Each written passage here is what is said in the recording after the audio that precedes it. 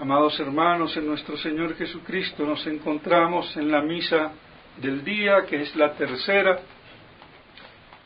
de las tres misas que hay en el día de la Natividad de nuestro Señor. Tres misas, tres sacrificios que representan o simbolizan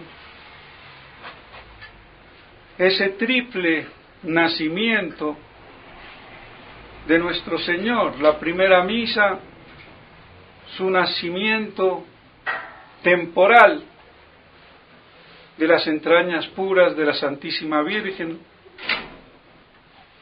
habiéndose encarnado el Verbo. La misa de la aurora, que es el nacimiento espiritual de gracia, de fe, de Cristo en nuestras almas. Los hombres que creen en Cristo, los adoctrinados, los hombres de fe, más que los hombres de buena voluntad. Como se ha traducido, ayer dije que San Agustín no, era San Jerónimo al que se refería el padre Castellani, que no entendía cómo San Jerónimo o algún otro no tradujo bien el término como está expresado en el griego, que es hombres de doctrina, adoctrinados, es decir, de fe y no tanto de buena voluntad. Y creo en esto que tiene mucha razón, porque sin la fe no podemos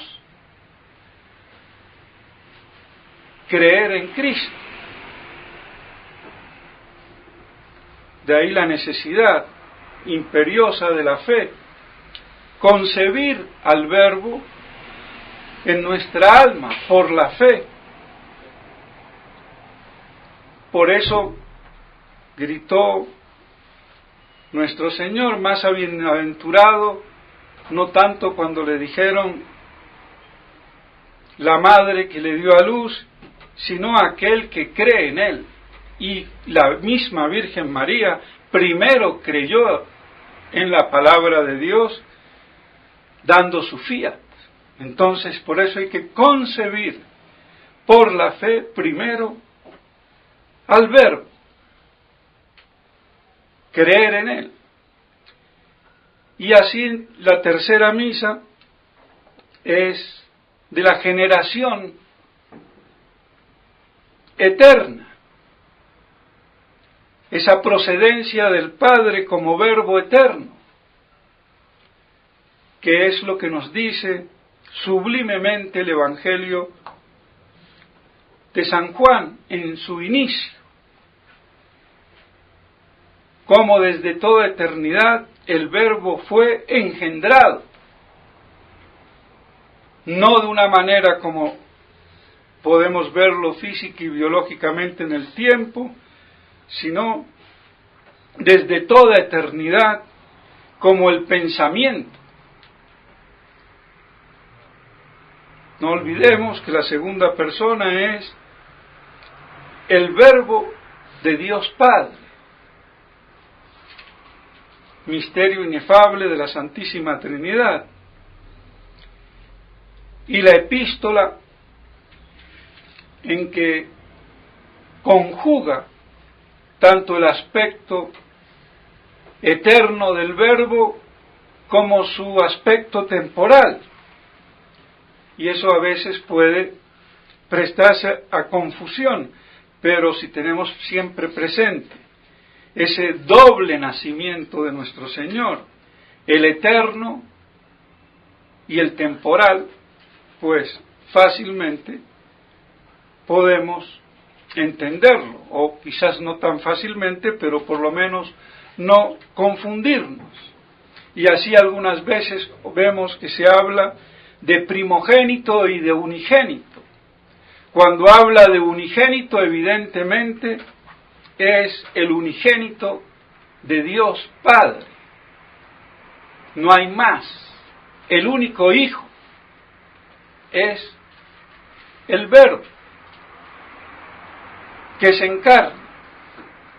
Pero cuando se dice primogénito, ya nos asocia a nosotros, como si Él fuera el primero de una serie de hijos espirituales engendrados por la fe y la gracia en la Santa Iglesia, en la Santa Madre Iglesia. Y así también nosotros, como hijos espirituales de la Santísima Virgen María, así se puede decir primogénito, y también, como lo dicen las Escrituras, por ese derecho de primogenitura que tenía el primer varón, fuese el único o muchos. En el caso de Nuestra Señora, pues fue el unigénito, pero se dice el primigénito. ¿Por qué? Para mostrar ese derecho que tenía en el Antiguo Testamento y que todavía en el Nuevo se habla de la primogenitura, que se ha trascendido en el orden social con el mayorazgo antiguamente, que era el que tenía todos los derechos, el que heredaba, por ejemplo, los títulos de nobleza y muchas otras cosas. Entonces, en esos sentidos equilibrados es que hay que comprender las Sagradas Escrituras y así poder contemplar ese misterio inefable, que un Dios nazca, que un Dios se haga hombre, se encarne. Es todo el misterio de la encarnación que supone la Santísima Trinidad. Por eso son los dos grandes misterios de los cuales se derivan todos los otros misterios de la Santa Madre Iglesia y de nuestra santa religión, que hoy está en plena decadencia. Porque hoy la verdad que la fe pura y virginal prácticamente está desfasada de los templos, de la jerarquía, de los sacerdotes, de los teólogos. Se predica otra iglesia, otra religión. Hay una verdadera y lamentable usurpación. Y el mundo lo ha aceptado ya como moneda legal. Y ante eso no hay nada que hacer. Los pocos que se mantengan firmes y fieles a la verdad por la gracia y misericordia de Dios, les tocará apechugar, aguantar, resistiendo firmes en la fe. Pero a eso se verá reducida la iglesia, porque la iglesia no está en el error, ni mucho menos en la apostasía. Y lo que vivimos hoy, lamentablemente, es una magna apostasía. Y la gran mayoría que se cree católico, lo será de pronto subjetivamente, pero objetivamente no tienen la verdadera fe. Si yo predico que todas las religiones se valen, que todas salvan,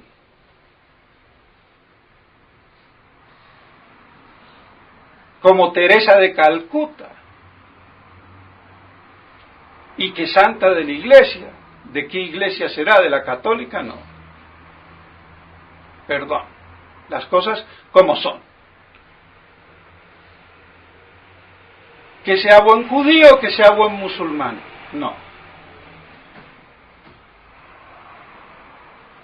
Estaríamos aquí adorando como los incas en el Perú o los aztecas en México, a Satanás bajo sus cultos sanguíneos.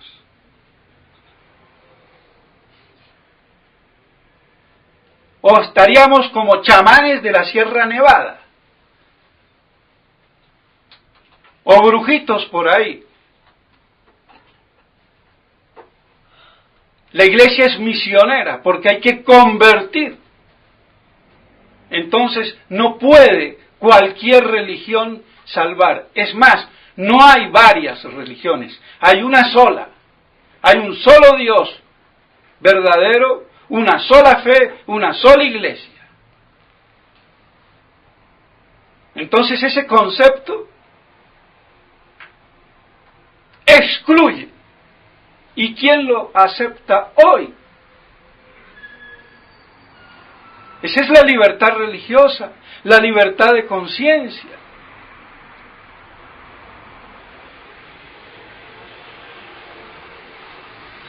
O creer en un Dios, pero no es el católico. No es el Dios uno y trino de la Santísima Trinidad, que es lo que especifica nuestra religión. En la epístola de hoy nos dice que antaño Dios ha hablado de muchas maneras y de muchas formas por los profetas, pero ahora, con el advenimiento de la primera venida, ya nos habla directamente por la palabra encarnada, su palabra encarnada, que es el Hijo eterno de Dios Padre. Ya no nos habla más por profetas,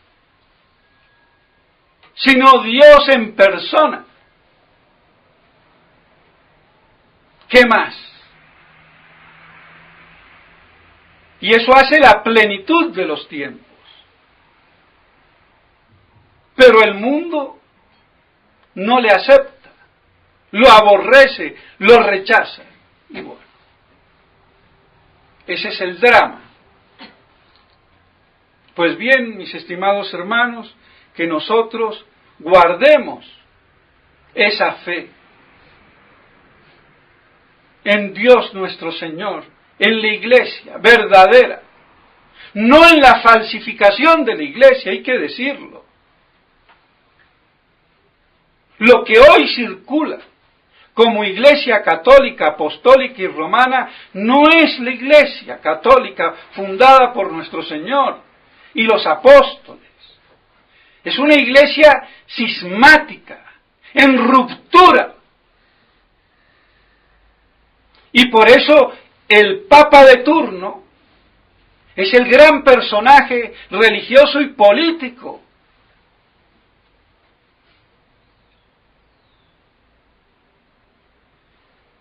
No hay nada que hacer. Puede decapitar al presidente del que sea, nada más con levantar la mano.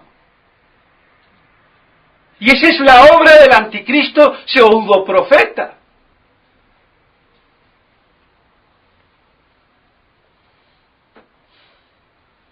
Y el verdadero católico, con la fe pura y virginal, no puede aceptar eso. No hay nada que hacer.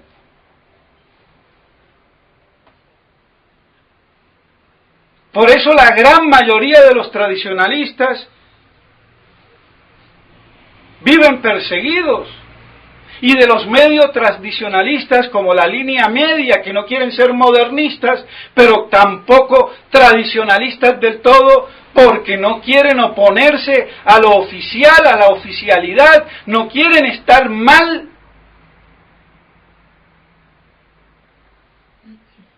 Ni con Roma apóstata, ni con el gobierno mundial.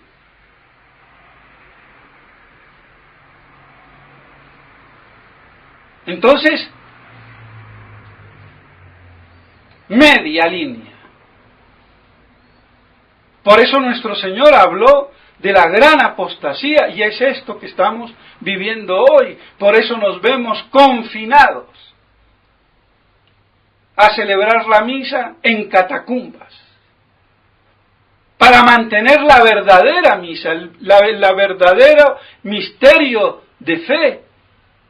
Porque la nueva misa no es el misterio de fe, es la cena protestante, donde el sacerdote preside como un presidente frente a sus comensales. Y por eso no hay altar sino mesa, ágape. Eso no es la misa. La misa es el sacrificio de nuestro Señor. Primeramente en el Calvario y después multiplicado por todo el mundo, allí donde se celebre la Santa Misa verdadera, por esa inmolación sacramental que hay. Es la renovación sacramental de la muerte, de la efusión de Cristo en la cruz. Y a ver qué curita moderno o qué monjita imbécil, bigotuda, perdónenme, tiene eso en la cabeza. No lo tienen. Entonces, ¿a dónde estamos? Estamos en el acabose final, en la gran y maña apostasía, no hay otra, anunciada ya por nuestro Señor mismo y por las Escrituras, todas. Entonces, ante una realidad así de dolorosa, pues lo único que podemos hacer es conservar inmaculada esa fe y la verdadera fe en la Iglesia Católica y no en la parodia de Iglesia que nace con Vaticano II, un concilio ecuménico no infalible, que ha servido de base para todas estas herejías, que hoy son moneda corriente. Y pobre el que se convierte, ¿a qué se va a convertir? ¿A esa parodia de iglesia y de religión? ¿Ven lo duro y lo trágico? Pues bien, por eso decía nuestro Señor, cuando vuelva, ¿acaso encontraré fe sobre la tierra? Estamos en esa. Y eso no puede acontecer sin una claudicación total, global de la jerarquía oficial. Porque no son los chinos, los rusos, los japoneses, ni los comunistas, ni nadie los que van a destruir la iglesia. Solo la destruirán por fuera. La que la destruye por dentro es la misma jerarquía que se corrompe, que se pudre. Misterio de iniquidad.